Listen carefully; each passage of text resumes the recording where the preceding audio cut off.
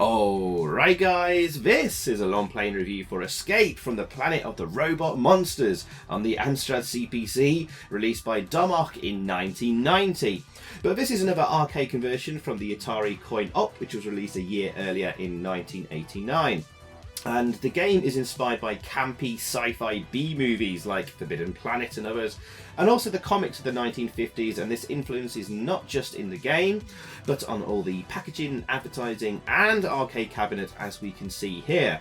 Talking of which, before we get to the Amstrad Longplay, we are going to take a quick look at what the arcade game itself was like, just so we can see how the conversion to the Amstrad compares.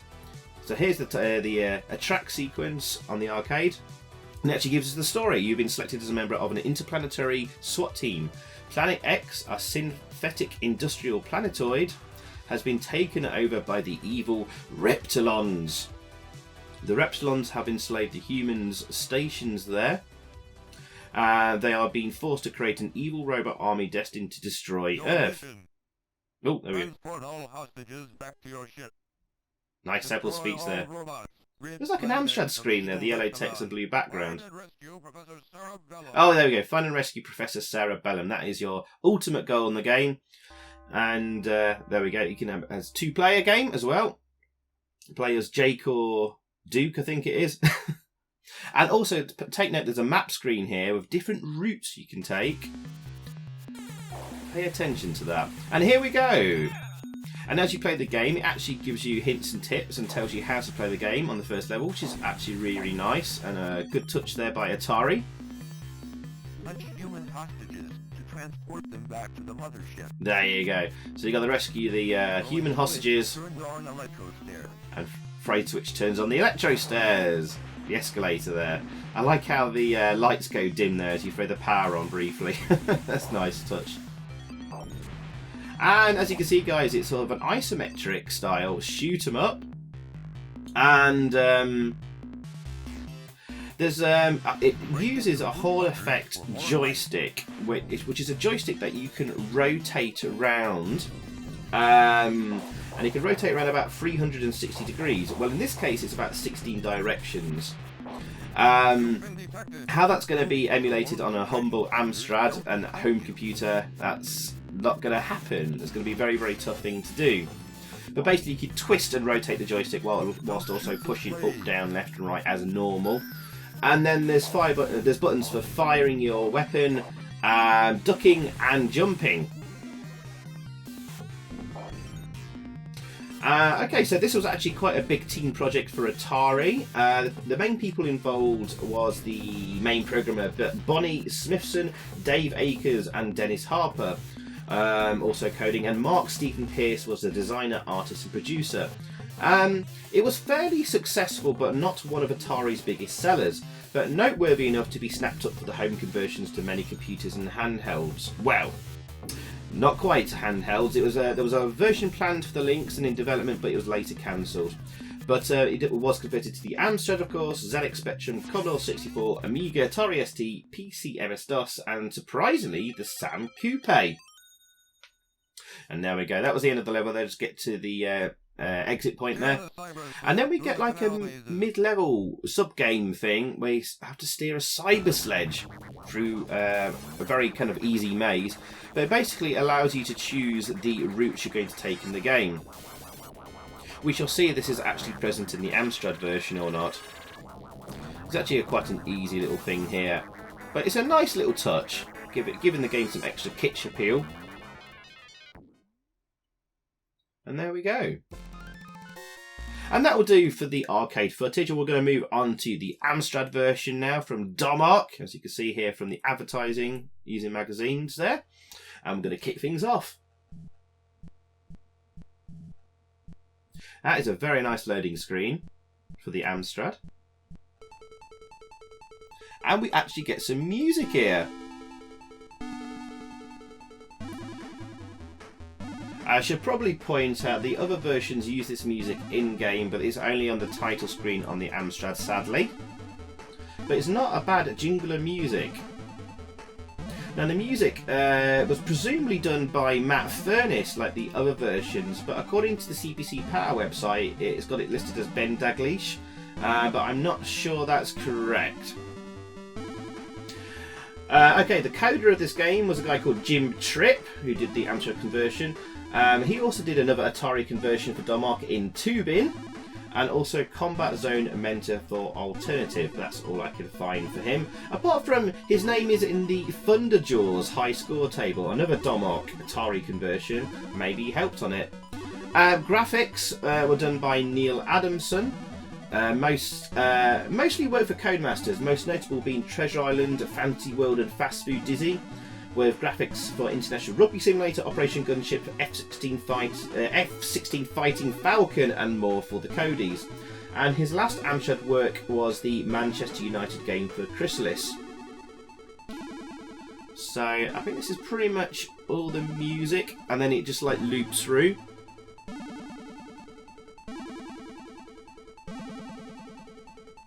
Yeah, there we go. So we're going to start off the game now.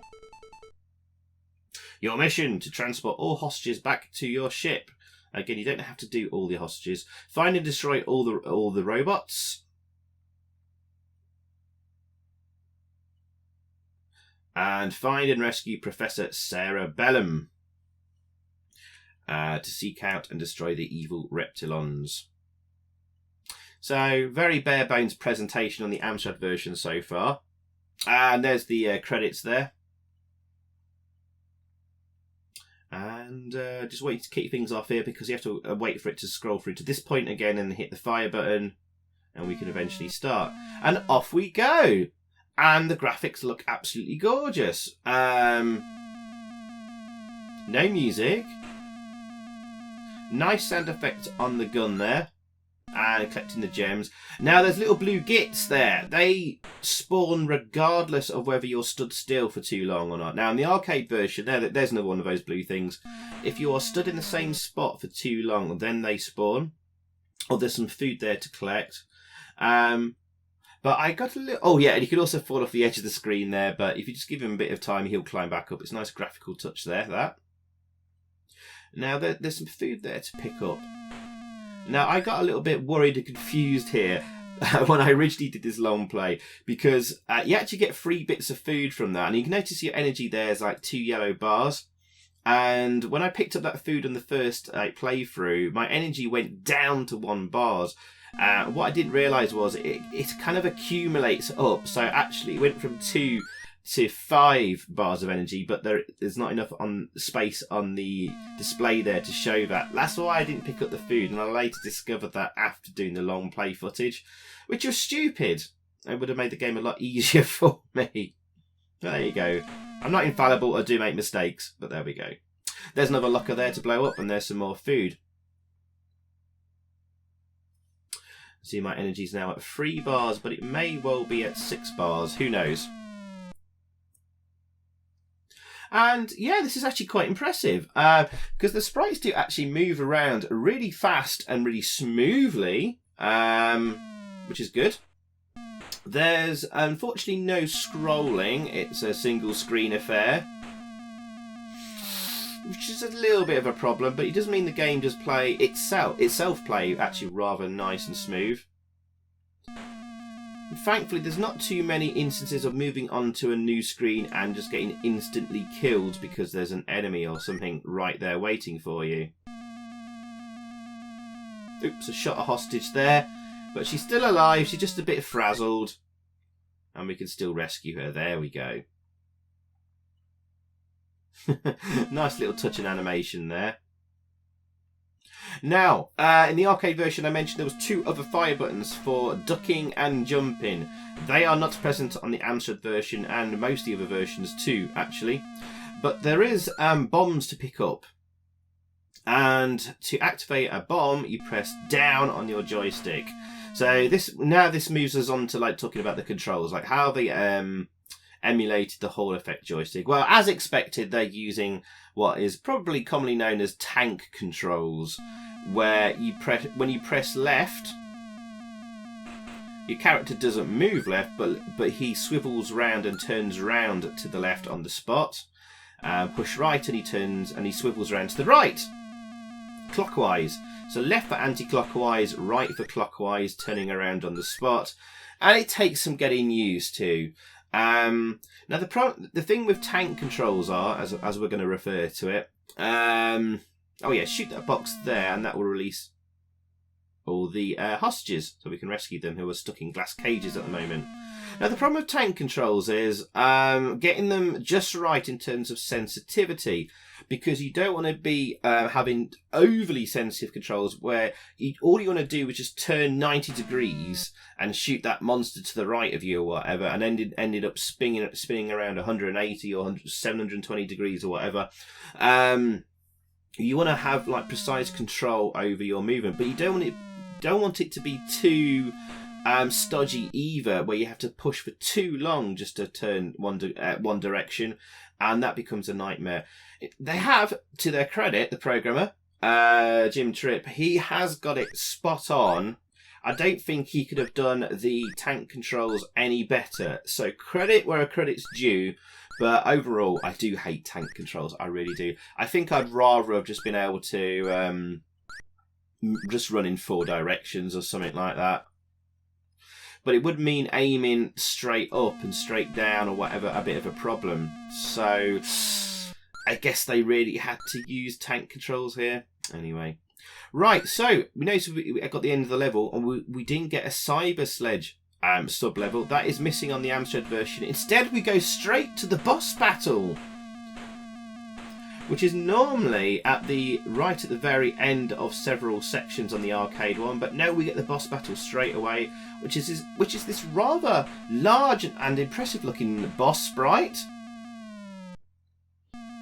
And if you just stay in the middle of the screen, in the middle of that line, right in the middle of that corridor, it generally doesn't hit you, and you can swivel around to the right there to shoot him when he's there.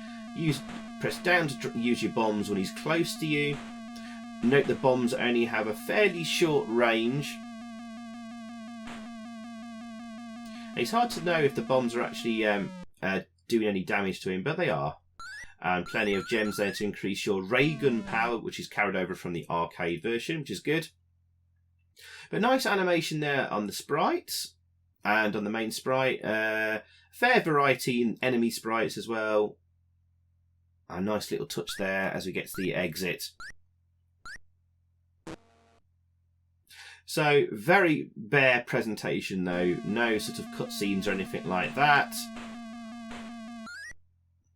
Also, actually guys, yes, there is 2 players. As you can see there is a panel there for the second player. I will add some footage at the end of this review and video and long play showing some simultaneous 2-player action right at the end. So check that out later. So look out for that. But the game does feel a bit sparse and barren of atmosphere, without any kind of music. Oh, there's an invulnerability shield there, which is carried over from the arcade version. And also there's now dangerous pads on the floor there that will kill you if you touch them. But yeah, it does feel rather sparse and barren of atmosphere without any kind of music in game. It's a shame because I believe like other versions of the game, I think like the Specky and the Commodore 64 do have music in game. But we'll talk more on the other versions in a little bit. But I do wish it had a bit of music. It would have made a real difference. With the presentation already being rather simple on the game overall. Ooh, lots of energy to pick up there. There we go. The game does have some small amounts of slowdown when there's lots of enemies on the screen, but it has to be quite a lot. So there's like about 4 or 5 sprites on the go there. There was no slowdown, but so that's well done. That is well done there. But of course, we mentioned earlier that the game doesn't scroll, neither does the Specky version. But less said about the Commodore 64's actual scrolling, the better. I actually prefer this. The Specky version also has an intro sequence, which is missing on the Amstrad. And I can tell you now that all the 8-bit versions are missing the Cyber Sledge section and the different paths and routes to take. In fact, let's talk about the other versions of the game really quickly then, in more detail, because I like doing that. The ZX Spectrum version. Has 2 colour, but actually quite detailed graphics, so it's not too bad actually in the Specky. And it also has music with sound effects in the game, but only if you have 128k of memory. So if you had the standard Specky, nothing. It has the same great tune as the Commodore 64 version. We'll talk about more on that in a little bit. And it moves at a decent speed and seems to share a lot of code and graphics with the CPC version. I think Jim Tripp is also the coder on that. But it has a slightly larger playing area than the Amstrad one, but not by much. But the Specky version is a really solid conversion, especially with it having an intro and has nice cutscenes telling the story, which is missing on the Amstrad. But there's no ending or completion screen. Here we are on the boss battle section again.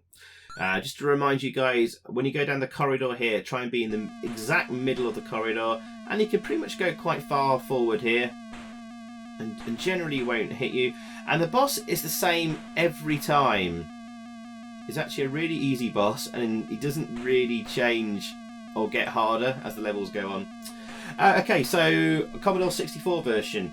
It has a really nice title screen and excellent in-game music from Matt Furness.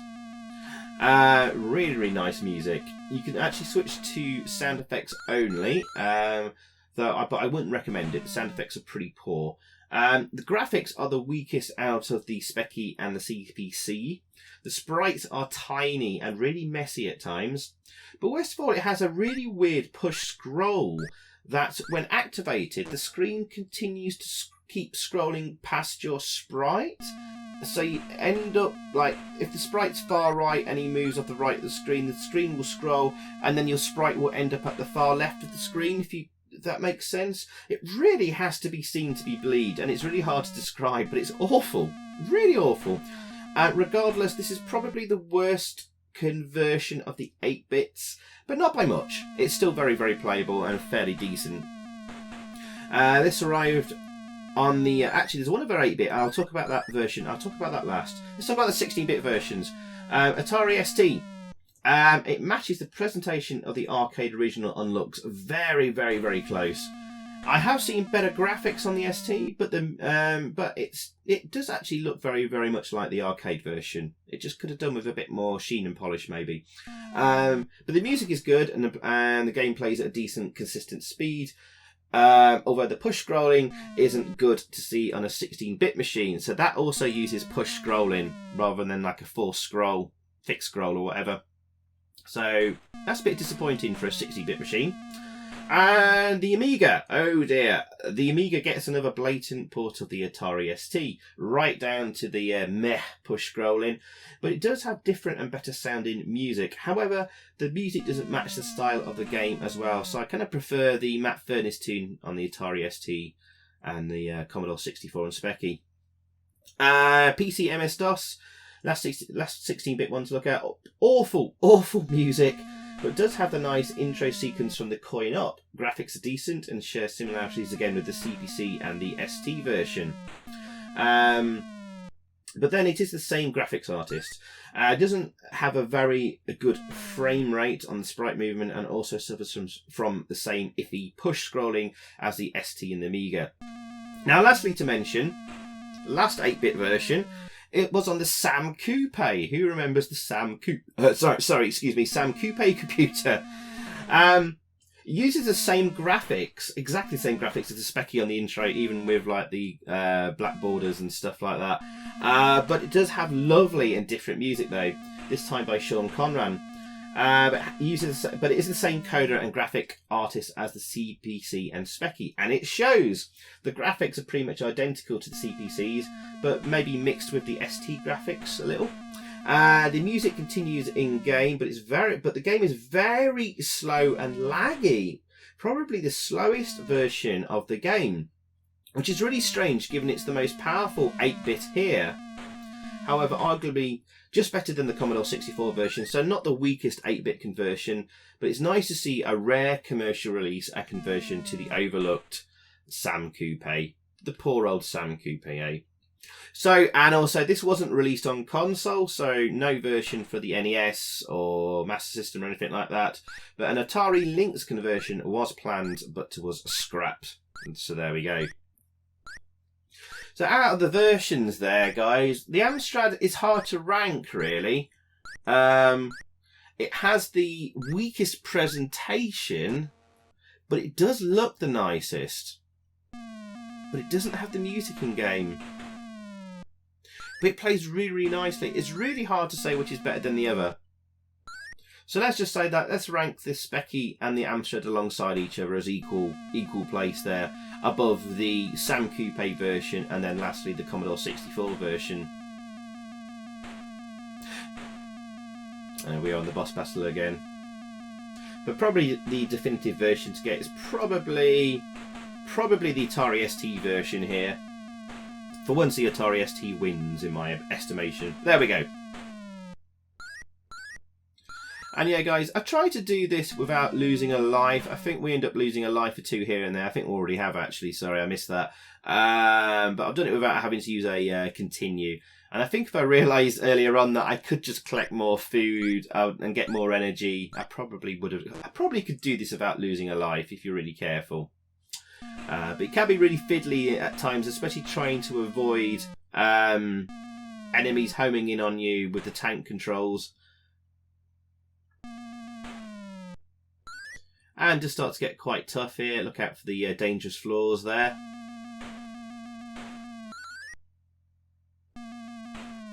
And it's best to move as quick as you can, because more and more enemies will start spawning. And also your ray gun power will start draining down if you've built it up. I'm trying very, very hard there not to shoot one of the slaves. Even though it doesn't really matter. Ah, I tried to use a bomb there and it didn't work. It didn't blow up the enemy. So the bombs can be a little bit temperamental sometimes, I've found. Oops, shot the slave. Never mind. She can still be rescued. It's weird how all the slaves, especially in the Amstrad version, are bikini-wearing ladies.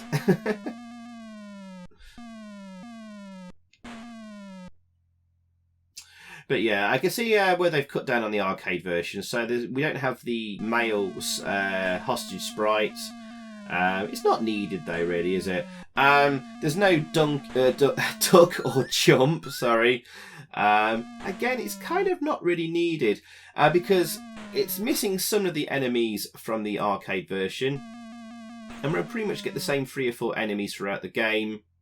There's an enemy that you have to duck to avoid its lasers in the arcade version. That enemy is missing, so there's no need for a duck control here.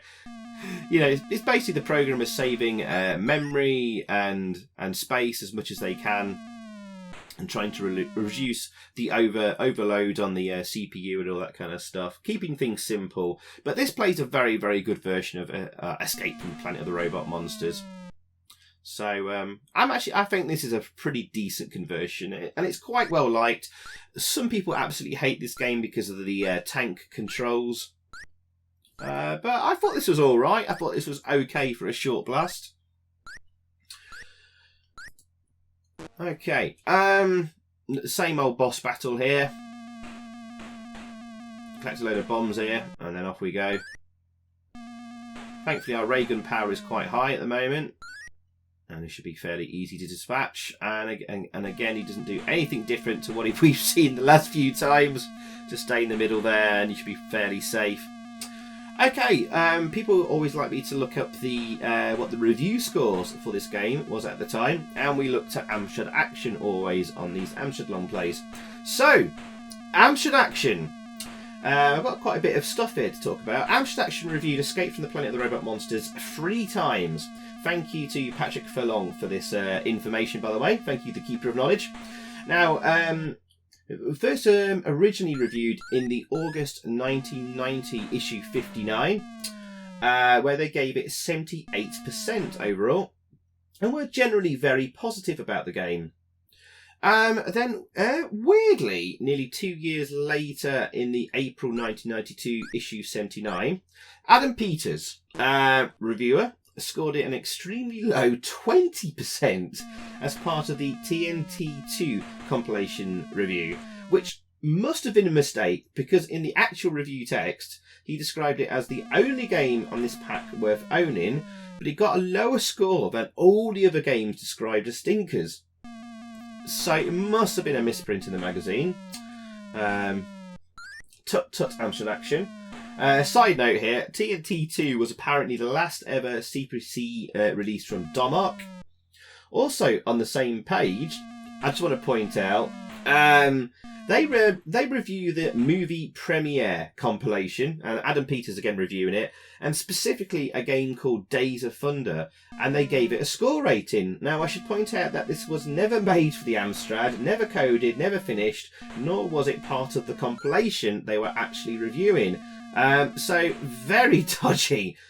I don't know what was up with AA and Adam Peters there. Very naughty, considering they had a dig at, was it Amstrad Computer User to review the Spider-Man game that never existed? Very, very naughty. So, and then of course, okay, it was reviewed 3 times. Escape from the Planet Robot Monsters, and lastly, it got 42% from the same reviewer, Adam Peters, in the July 1992 issue 82. In the budget roundup action replay section. So talk about consistency. Amstrad Action has gone from 78% to a misprint of 20% to 42%.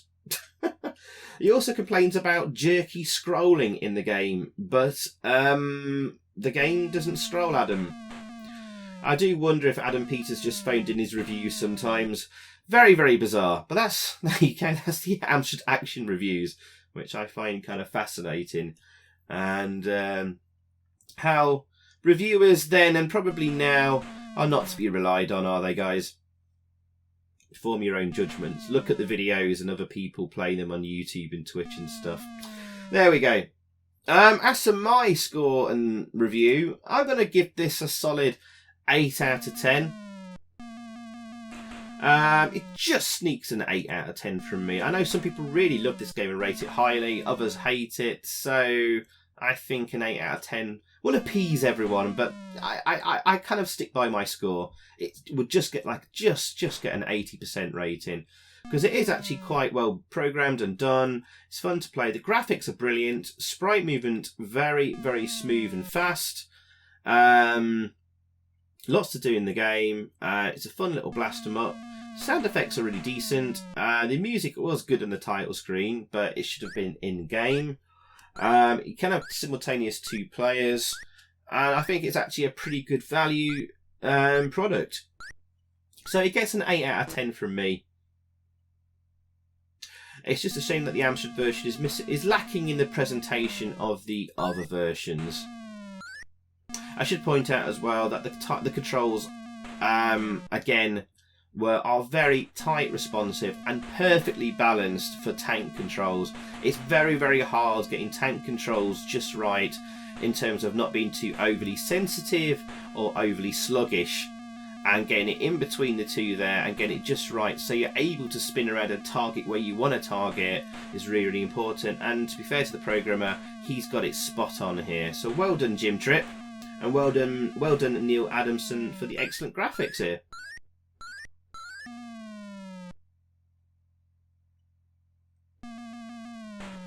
But it is kind of cheap. We'll just the layout of this boss fight level is exactly the same every time. The same hostages and the same boss sprite. It's a little cheap, but we'll let that slide. It's still good fun. I think we're coming up to the final level soon. So let's see if there's anything else I've missed. But yeah, I did mention earlier that all the 8-bit versions are missing the cyber sledge section and the different paths and routes to take. It's literally one level, then the boss level, and then carry on like that, basically. The layout seems to be fairly similar to a lot of the arcade levels, to be fair, but we're missing a lot of the varying different robot monsters as you progress in the game. We get the same 3 or 4 robots, as we've seen from pretty much from the first level onwards. But I'm okay with that. It does look really, really nice. Nice little animation and touches. Even with the security cameras there, they're animated. And that's a nice little touch.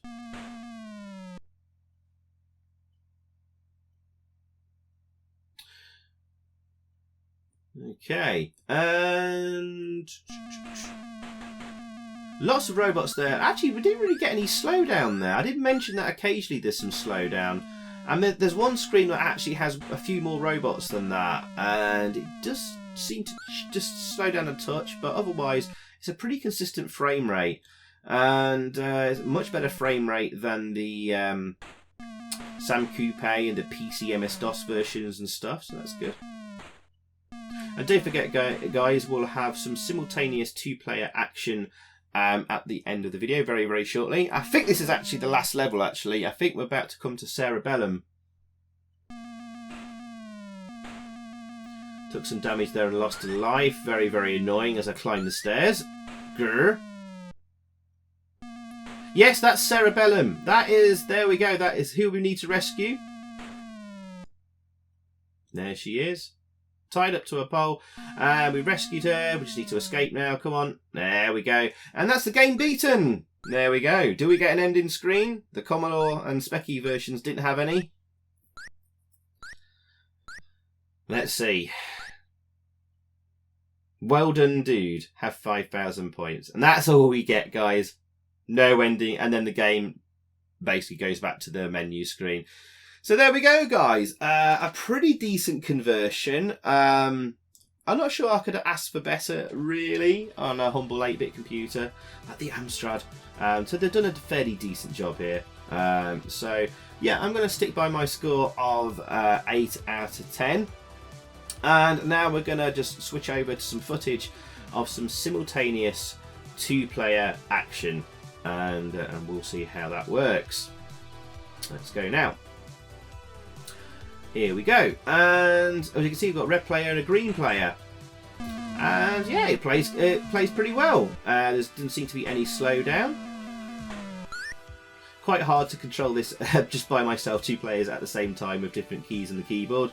So I'm just having a little experiment round here, see what happens. Now, if player 2 goes off the screen, he's permanently off the screen until player 1 moves. That's interesting. So if we just take one of them off the screen again in a second. Player 2 goes off, he disappears and he's safe there, but you can't move him back onto the screen. Player 1 in red is kind of in control of the scrolling. But if player 1 moves off the screen, then player 2 has to then follow. Okay? There you go. So player 2 goes off. The footage still sticks on player 1 there. The focus, sorry. And there we go. Let's see if we can shoot each other, and then we'll end things there. Yeah, we can. No damage if we shoot each other. So there we go, guys. That was Escape from the Planet of the Robot Monsters. Thank you for watching. Goodbye. So thanks for watching, guys. I hope you enjoyed that. If you did, please click a like below, leave a comment, and also subscribe if you haven't already. And over that way, there's another video for you to check out. Xyphoe, out.